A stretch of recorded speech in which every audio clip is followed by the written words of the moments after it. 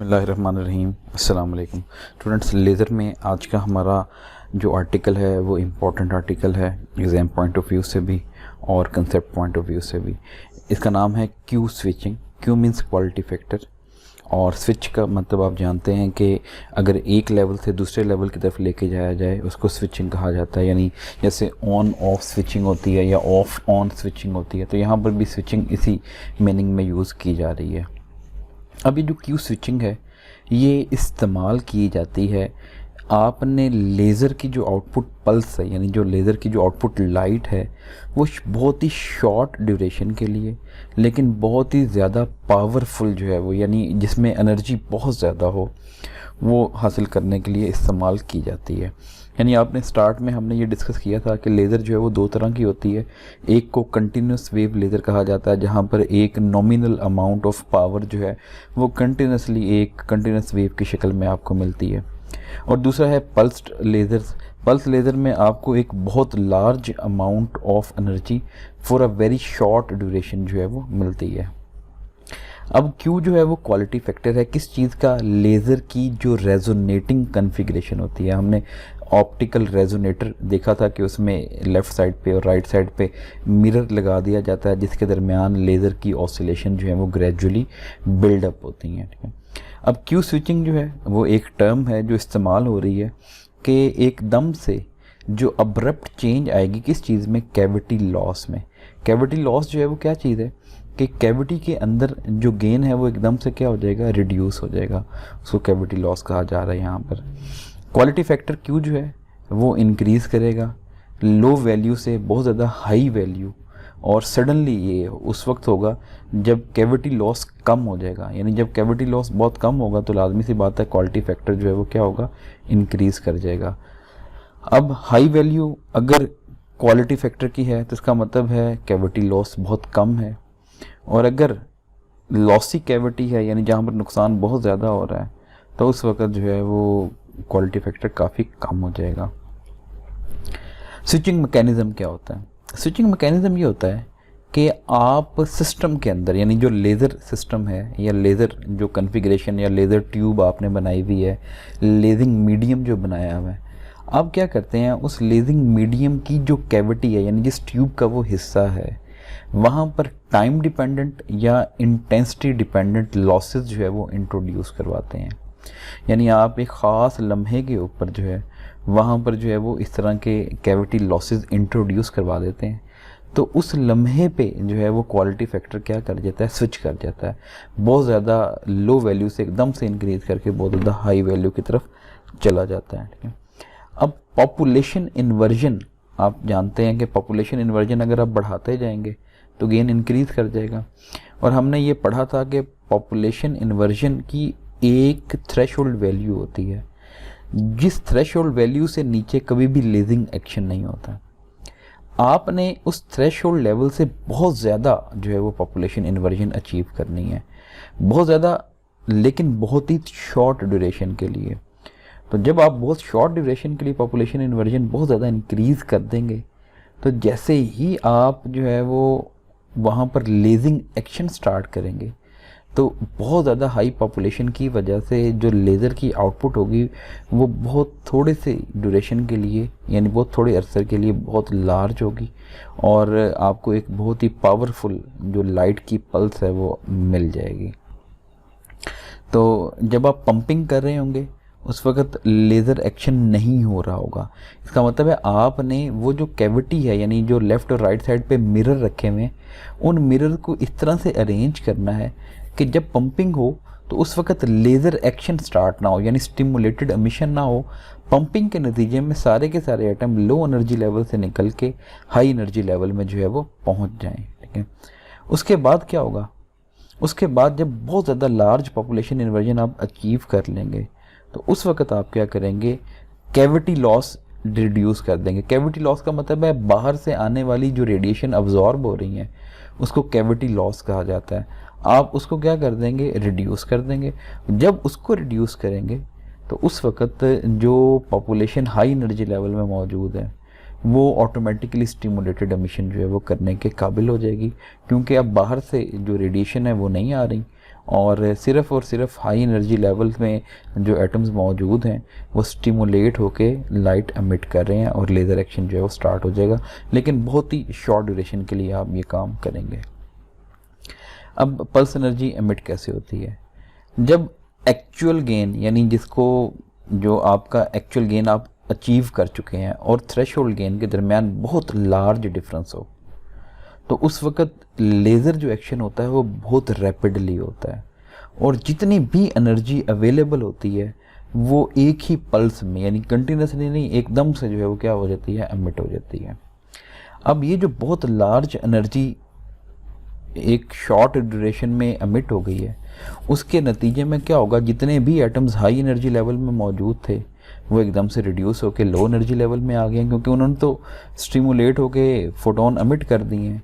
तो इसका मतलब है गेन फिर क्या हो जाएगा, एकदम से रिड्यूस कर जाएगा और लेज़र एक्शन जो है वो बंद हो जाएगा। तो इसका मतलब है कि आप गेन को थ्रेशोल्ड गेन से बहुत ज़्यादा इंक्रीज़ कर देते हैं, मैक्सिमम लेवल पे पहुंचा देते हैं और फिर एक लम्हे के लिए लेज़र एक्शन स्टार्ट करवा देते हैं। जैसे ही लेज़र एक्शन होता है उस वक्त सारी की सारी पॉपुलेशन जो है वो रिड्यूस होकर लो एनर्जी लेवल में आ जाती है और जितनी भी अवेलेबल एनर्जी होती है वो आउटपुट के तौर पे बाहर निकल जाती है।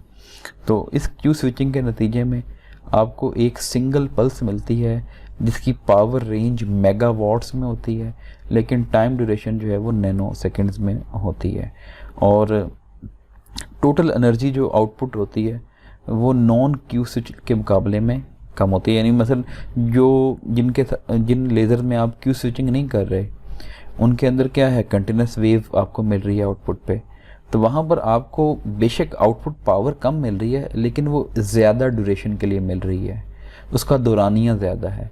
यहाँ पर पावर आउटपुट बहुत ज़्यादा मिल रही है लेकिन उसका दौरानिया यानी उसकी जो ड्यूरेशन है वो क्या है, बहुत ही कम है। इसलिए यहाँ पर जो एनर्जी आउटपुट है वो कम है और वहाँ पर एनर्जी आउटपुट क्या है, ज़्यादा है। एनर्जी जो है वो पावर और टाइम की प्रोडक्ट होती है, तो यहाँ पर पावर बहुत ज़्यादा, टाइम बहुत कम, यहाँ पर पावर बहुत कम, टाइम बहुत ज़्यादा, ठीक है। लेकिन स्टिल जो कंटिन्यूस वेव लेज़र हैं उसमें आउटपुट पावर जो है वो आउटपुट एनर्जी ज़्यादा होती है। आपको मैकेनिज़्म ये होता है कि आप एक छोटा सा शटर प्लेस कर देते हैं, कहाँ पर, कैविटी में। अब कैविटी क्या है, कैविटी का मतलब है लेफ़्ट साइड पे मिरर लगा हुआ था, राइट साइड पे मिरर लगा हुआ था, दरमियान में वो लेजिंग मीडियम पड़ा हुआ है जिसके अंदर क्या होनी है, लेज़र ट्रांजिशन होनी है। अब वो जो लेजिंग मीडियम और जो मिरर है उन दोनों के दरमियान जो थोड़ा सा गैप होता है वहाँ पर आप एक शटर रख देते हैं। ये शटर क्या काम करता है, ये शटर जो है वो लेज़र एक्शन यानी जो रेजोनेटिंग कन्फिग्रेशन थी, यानी जो लाइट है वो एक मिरर से दूसरे मिरर की तरफ जो है वो बार बार बैक एंड फोर्थ मूव करती है, जिसकी वजह से स्टिमुलेटेड एमिशन जो है वो होती रहती है कंटिन्यूसली। ये शटर क्या करता है, उस बैक एंड फोर्थ मूवमेंट को बंद कर देता है।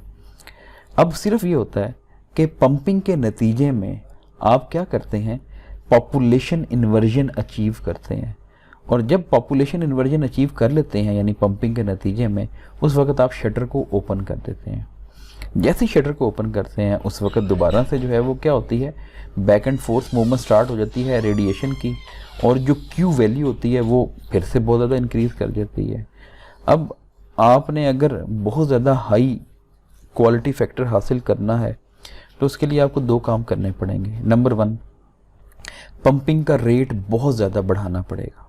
किस चीज़ के मुकाबले में, spontaneous decay rate of upper level के मुकाबले में।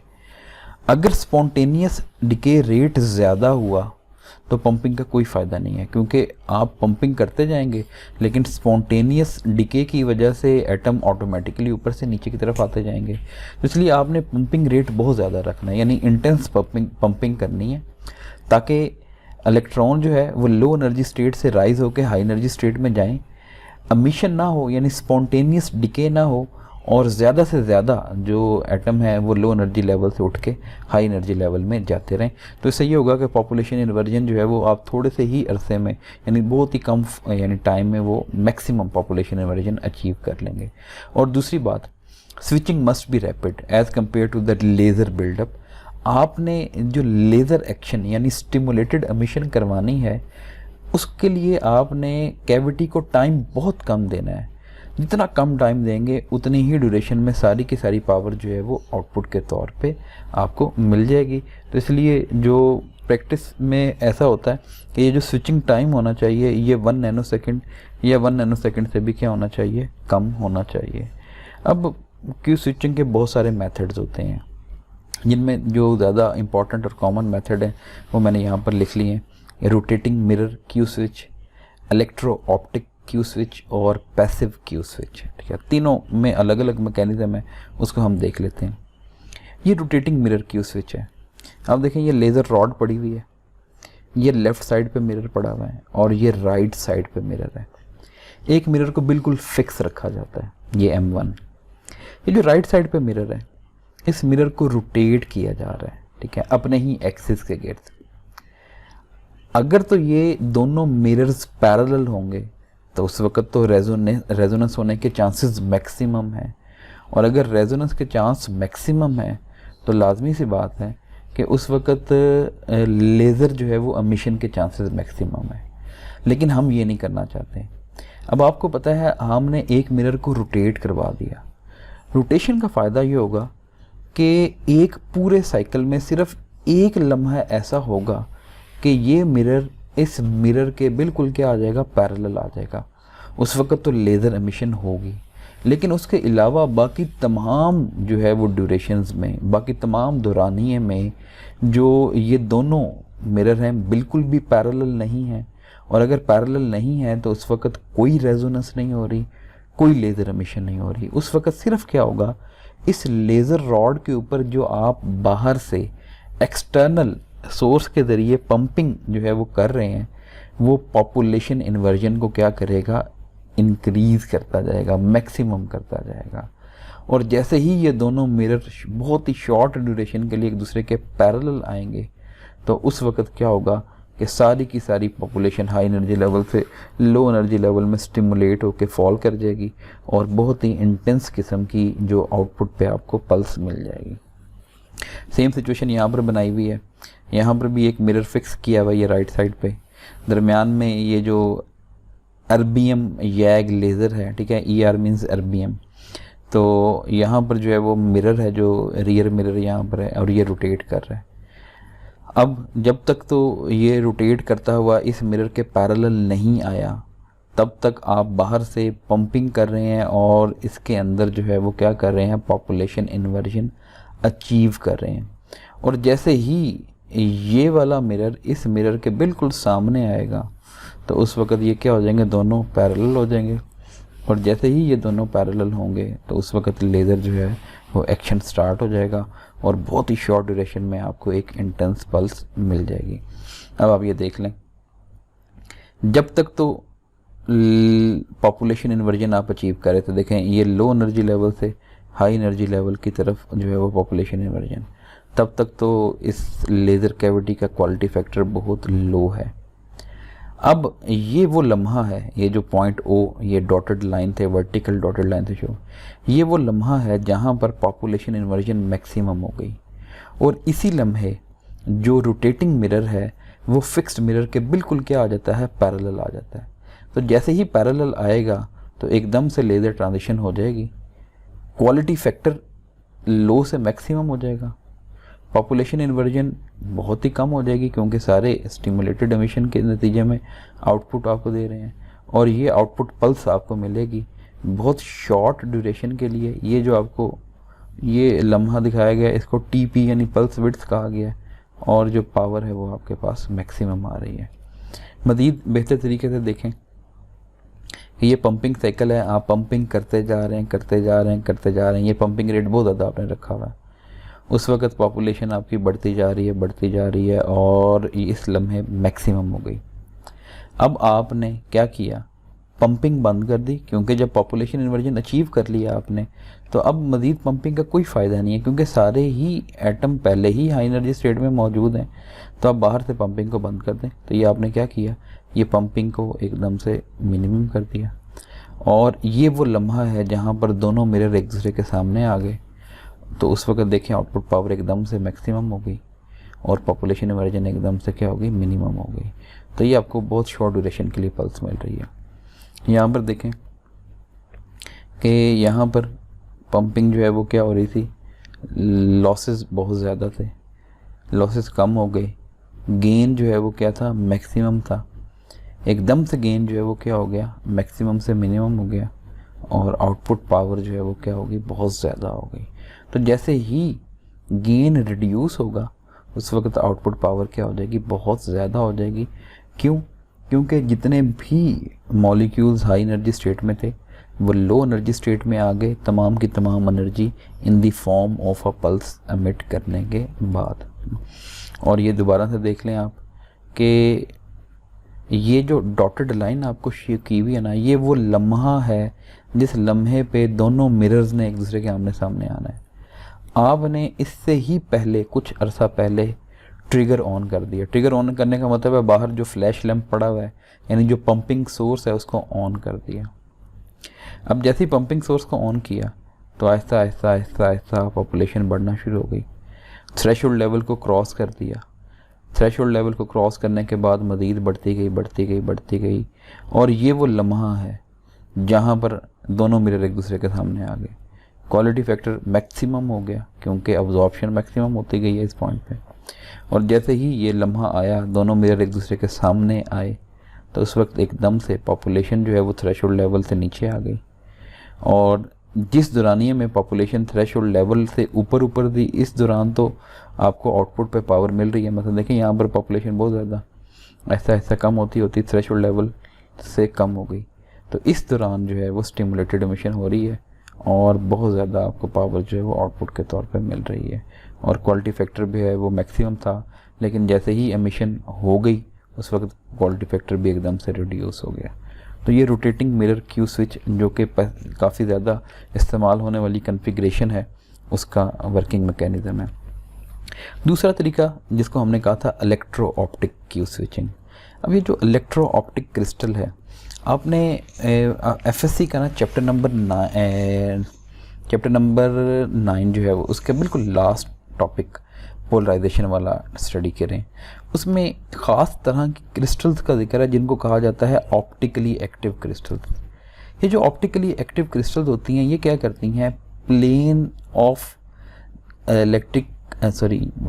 ऑफ लाइट जो है उसको रोटेट करवा देती हैं। ठीक है, यानी उसको फर्ज करें आपने लाइट को वर्टिकली पोलराइज किया हुआ है, तो ये क्या करेंगी, जब इनमें से वो लाइट गुजरेगी तो वो प्लेन ऑफ पोलराइजेशन को क्या कर चुकी होगी, रोटेट करवा चुकी होगी कुछ ना कुछ। ठीक है, तो इसमें क्या किया, ये वो लेजिंग मीडियम है, लेज़र मीडियम, ये मिरर और ये दूसरा मिरर, इन दोनों के दरमियान आपने रख दिया वर्टिकल पोलराइजर। आगे आपने क्या लिखा, इलेक्ट्रो ऑप्टिक क्रिस्टल। अब जो ऑप्टिकली एक्टिव क्रिस्टल थी उसको मैंने आपको बताया कि जैसे ही लाइट उस क्रिस्टल में से गुजरती है तो वो क्रिस्टल क्या करती है, उस लाइट की जो प्लेन ऑफ पोलराइजेशन है उसको रोटेट करवा देती है। सेम सिचुएशन यहाँ पर है। ये जो इलेक्ट्रो ऑप्टिक क्रिस्टल है, जब आप इसके इर्द गिर्द यानी लेफ़्ट और राइट टर्मिनल के दरमियान कोई वोल्टेज अप्लाई करेंगे तो यहाँ पर इलेक्ट्रिक फील्ड डेवलप हो जाएगी। उस इलेक्ट्रिक फील्ड की वजह से ये क्रिस्टल एक्टिव हो जाएगी। ठीक है, इसका मतलब है कि अब ये क्या करेगी, जैसे ही इसके अंदर कोई लाइट आप गुजारेंगे ये उस लाइट को पोलराइज कर देगी, सर्कुलरली पोलराइज कर देगी। और सर्कुलरली पोलराइज करने का मतलब आप जानते हैं कि उसमें जो इलेक्ट्रिक फील्ड वेक्टर है उसका एक्स कंपोनेंट और उसका वाई कंपोनेंट जो है वो एक दूसरे के परपेंडिकुलर हो जाएंगे। ये ऑप्टिक्स का बेसिक प्रिंसिपल है। और दूसरे नंबर पे कि उनके दरमियान जो है वो उनकी जो मैग्नीट्यूड होगी वो सेम होगी, यानी एक दूसरे के परपेंडिकुलर और मैग्नीट्यूड सेम, तो उसको कहा जाता है सर्कुलरली पोलराइज्ड इलेक्ट्रोमैग्नेटिक वेव। अब होगा क्या, यहाँ से लेज़र में से लाइट एमिट हुई, वो रैंडम है इस तरह की, यानी उसकी प्लेन ऑफ पोलराइजेशन बड़ी रैंडमली ओरिएंटेड है। जब इस पोलराइज़र में से गुजरी तो वो वर्टिकली पोलराइज्ड हो गई। अब आपने क्या काम किया, आपने इसके सामने रख दिया इलेक्ट्रो ऑप्टिक क्रिस्टल और वोल्टेज को क्या कर दिया, ऑन कर दिया। जब वोल्टेज को ऑन किया तो उस वक़्त क्या हुआ कि ये इसमें से गुजरी और लाइट जो है वो क्या हो गई, पोलराइज हो गई। ठीक है, पोलराइज और रोटेट हो गई, यानी सर्कुलरली पोलराइज हो गई। और आपने सिर्फ ये काम करना है कि ये जो इलेक्ट्रो ऑप्टिक क्रिस्टल आप इस्तेमाल कर रहे हैं, इस क्रिस्टल की लंबाई आपने इतनी ही रखनी है कि ये सिर्फ और सिर्फ 90 डिग्री रोटेट करवाए। इसको कहा जाता है quarter wave plate. Quarter wave plate का मतलब ये है कि सिर्फ 90 डिग्री, आप जानते हैं पूरी वेव में 360 डिग्री होता है, तो ये सिर्फ उसका 90 डिग्री इसको क्या करेगी, रोटेट करवाएगी। रोटेट करवाने के बाद ये इधर से बाहर निकलेगी, इस मिरर से टकराएगी। आप जानते हैं ये बड़ा ही सिंपल सा प्रिंसिपल है कि जब भी कोई वेव किसी रेयर मीडियम में ट्रैवल कर रही हो और किसी डेंस मीडियम से जाके टकराए तो वो हमेशा 180 डिग्री क्या कर जाती है, वो आउट ऑफ फेज़ हो जाती है। तो इसका मतलब ये हुआ कि आप जब इधर से वेव को टकराएंगे तो वो 180 डिग्री क्या हो जाएगी, आउट ऑफ फेज़ होगी। उसके बाद ये इस इधर से वापस जब इधर पहुंचेगी तो अब क्या हुआ ये कि यहाँ से लाइट जब निकली थी तो उस वक़्त जो है वो क्या होती है, वर्टिकली पोलराइज्ड थी। इसमें से गुजरी तो 90 डिग्री का क्या आ गया, फेज़ शिफ्ट आ गया। उसके बाद जब इस मिरर से टकराई, मिरर से टकराने के बाद रिफ्लेक्ट हो गया तो मज़ीद 180 डिग्री का फेज़ शिफ्ट आ गया। इसका मतलब है टोटल जो फेज़ शिफ्ट पैदा हुआ वो 270 का फेज़ शिफ्ट पैदा हो गया। अब जब लाइट वापस आई, यानी इधर से वापस आई, आपने इसका स्विच ऑफ कर दिया। स्विच ऑफ किया तो इसका मतलब है अब मज़ीद कोई रोटेशन इसने जो है वो पैदा नहीं करनी। तो जब लाइट इधर से इधर आई थी तो वो वर्टिकली पोलराइज्ड थी। अब जब वापस इधर पहुंची तो अब वो हॉरिजॉन्टली पोलराइज्ड है।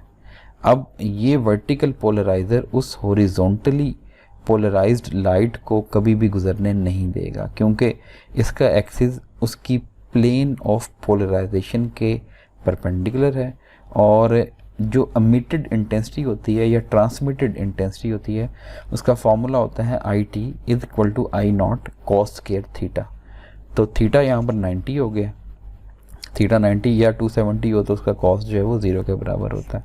तो इसका मतलब ये हुआ कि जब वेव लेफ़्ट से राइट की तरफ जा रही है तो आपने स्विच को ऑन किया, और जब वेव वापस इधर से इधर आए तो स्विच को ऑफ़ किया। लेकिन ये आप मैनुअली नहीं करते, ये ऑटोमेटिकली होता है और ये नैनो सेकंड में, विद इन नैनो सेकंड जो है वो स्विच ऑन स्विच ऑफ जो है वो हो जाती है इलेक्ट्रो ऑप्टिक क्रिस्टल। इसका मतलब ये हुआ कि लेज़र की जो रेजोनेटिंग कन्फिग्रेशन है उसको आपने क्या कर दिया, स्टॉप कर दिया इस वर्टिकल पोलराइज़र और इलेक्ट्रो ऑप्टिक क्रिस्टल की मदद से। इस दौरान क्या होगा, इस दौरान सिर्फ़ और सिर्फ लेज़र मीडियम जो है वो पॉपुलेशन इन्वर्जन अचीव करेगा। जब ये मैक्सिमम पॉपुलेशन इन्वर्जन अचीव कर लेगा तो उस वक़्त आप जो है वो इस वर्टिकल पोलराइज़र को रिमूव कर देंगे, ऑप्टिकल क्रिस्टल को ऑफ रहने देंगे। तो अब ये दोनों मिरर एक दूसरे के बिल्कुल आमने सामने आ जाएंगे, पैरेलल हो जाएंगे। तो अब जो है वो मैक्सिमम इंटेंसिटी जो है वो आपको मिल जाएगी for a very short duration. तीसरी जो टेक्निक है उसे कहा जाता है पैसिव क्यू स्विचिंग। ठीक है, कोशिश ये की जाती है कि ये जो इलेक्ट्रो ऑप्टिक क्रिस्टल आपने लेज़िंग सिस्टम में इस्तेमाल किया इसको इस्तेमाल ना करें। आप इसकी जगह क्या करते हैं, एक डाई मीडियम, डाई का मतलब क्या होता है, एक ऑर्गेनिक मीडियम जो एक थिन शीट की शक्ल में होता है उसको इस्तेमाल कर लेते हैं। यानी जैसे यहाँ पर हमने इलेक्ट्रो ऑप्टिक क्रिस्टल और वर्टिकल पोलराइज़र रखा है ना, हम ये दोनों नहीं रखेंगे। यहाँ पर क्या करेंगे, एक पैसिव जो शीट है वो रखेंगे। पैसिव शीट का मतलब क्या होता है कि वो लाइट अपने ऊपर जो टकराती है उसको क्या करती जाती है, अब्जॉर्ब करती जाती है। ठीक है, अब देखें जैसे जैसे आप उसके ऊपर टकराने वाली लाइट को बढ़ाते जाएंगे, देखें आप इरेडियंस इसके ऊपर टकराने वाली जो लाइट है उसको बढ़ाते जाएंगे, उसकी में अंदर जो अब्जॉर्ब करने की एबिलिटी है वो कम होती जाएगी। उसकी रीज़न क्या है कि जैसे जैसे वो लाइट अब्जॉर्ब करती जा रही है उस वक़्त तक उसके जो इलेक्ट्रॉन्स हैं या एटम्स हैं वो लो एनर्जी स्टेट से निकल के हाई एनर्जी स्टेट में जो है वो पहुंचते जा रहे हैं। और जैसे जैसे वो लो एनर्जी स्टेट से हाई एनर्जी स्टेट में पहुंचते जा रहे हैं इसका मतलब है उसके अंदर अब्जॉर्प्शन की जो एबिलिटी है वो क्या होती जा रही है, कम होती जा रही है। और जब वो मैक्सिमम अब्जॉर्प्शन यानी हो चुकी होगी उसके अंदर, ठीक है, अब मज़ीद उसके अंदर अब्जॉर्ब करने की जो एबिलिटी है वो कम हो चुकी होगी। इस पॉइंट पे हम कहते हैं कि ये जो शीट है जो हमने इस्तेमाल की पैसिव शीट, ये ब्लीच हो गई है, यानी मैक्सिमम अपनी लिमिट के ऊपर पहुंच गई है। अब क्या होगा कि इस वक्त ये कोई लाइट जो है वो अब्जॉर्ब नहीं कर पाएगी मज़ीद। इसका मतलब है अब वो मैक्सिमम लिमिट पे पहुंच गई, पॉपुलेशन इन्वर्जन मैक्सिमम हो गया। अब जैसे ही लेज़र ट्रांजिशन होगी तो सारी की सारी जो एनर्जी है, यानी सारे के सारे एटम जो हाई एनर्जी स्टेट में मौजूद थे, वो स्टिमुलेट होकर लो एनर्जी स्टेट में आ जाएंगे और वो in the form of radiation जो है वो लाइट एमिट कर देंगे। तो ये 3 मेजर या कॉमन मेथड जो हैं वो इस्तेमाल होते हैं। इनको अच्छी तरह से रीड करें, इनके प्रिंसिपल को। कोई अगर क्वेश्चन आपके जहन में है तो वो पूछ सकते हैं। अपना ख्याल रखिएगा। अल्लाह हाफिज़।